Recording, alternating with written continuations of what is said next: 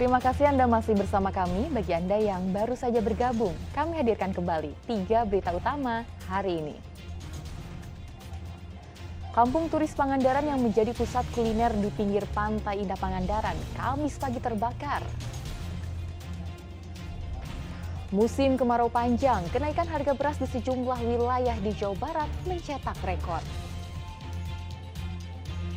Komponen penunjang fasad bangunan Istana Presiden di Ibu Kota Negara Nusantara berbentuk sayap Garuda yang dibuat seniman patung terkenal Nyoman Nuarta dikirimkan ke IKN.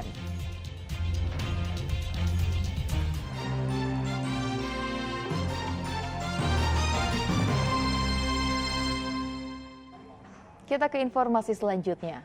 Harga beras di sejumlah wilayah di Jawa Barat mencapai rekor tertinggi. Tak hanya konsumen yang mengeluh akibat kenaikan harga beras, tapi juga pedagang yang makin sulit mendapatkan pasokan beras dan menurun penjualannya.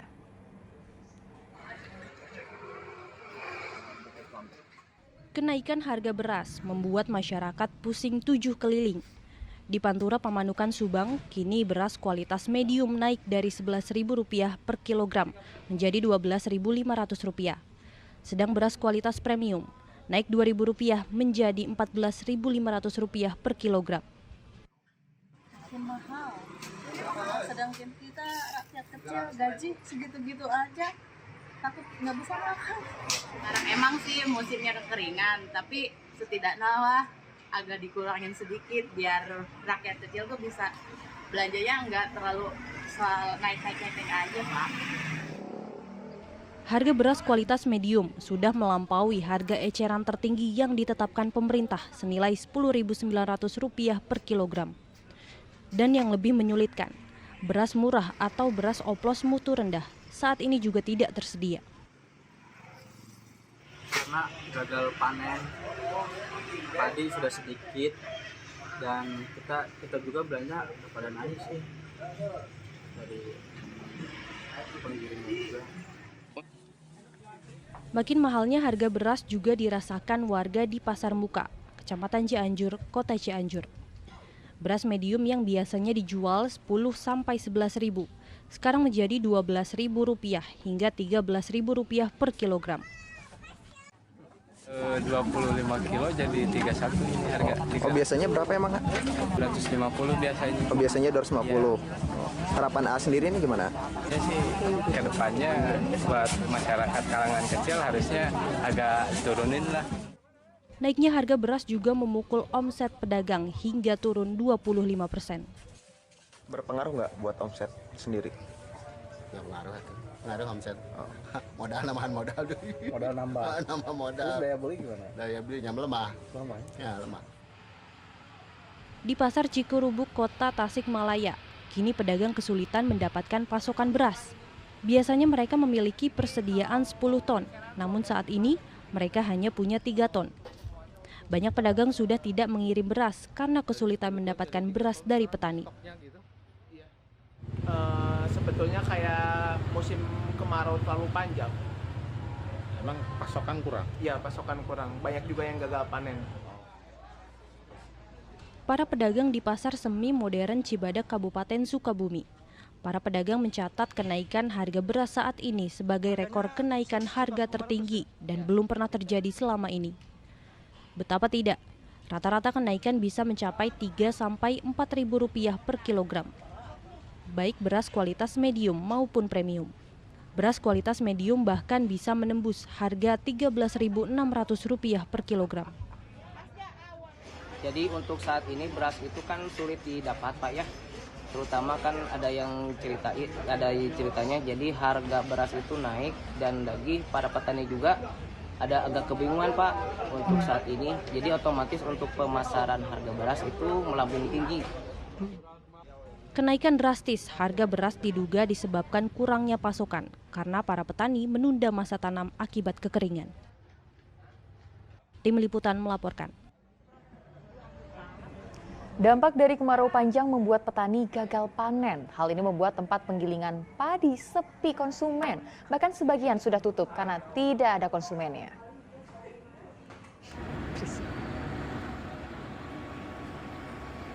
Kemarau panjang yang melanda Tasikmalaya telah mengakibatkan tanaman padi sulit tumbuh, bahkan tidak sedikit yang mengalami puso alias gagal panen. Kondisi ini langsung berdampak pada huler atau tempat penggilingan padi yang mengandalkan padi dari para petani. Jika tidak ada petani yang panen, maka tidak ada padi yang akan digiling. Seperti salah satu huler di Cikunir, Kabupaten Tasikmalaya ini, sudah tidak ada lagi padi yang digiling. Tempat jemurannya pun kosong. Padahal saat normal, tempat ini dalam sehari bisa menggiling hingga 12 ton gabah. Namun kini hanya 4 kintal, dan itu pun berasal dari warga untuk dikonsumsi sendiri. Di petani udah kurang bisan. Ya kurang, pendapatannya sekarang nurun. Tadinya 1 ton, dapatnya paling 6 kintal. Karena kemarau? Iya, karena kemarau, nggak ada hujan. Jika kondisi ini dibiarkan dan tidak kunjung turun hujan, maka usaha penggilingan padi akan segera tutup karena tidak ada lagi konsumennya. Eko Setiabudi melaporkan dari Kabupaten Tasikmalaya. Komponen penunjang fasad bangunan Istana Presiden di Ibu Kota Negara Nusantara dibuat di sebuah galeri di kawasan Bandung Barat oleh seniman patung terkenal Nyoman Nuarta. Bilah selubung patung sayap Garuda yang dibuat dari kuningan diberangkatkan ke IKN Nusantara dengan upacara adat Sunda Ngaraja.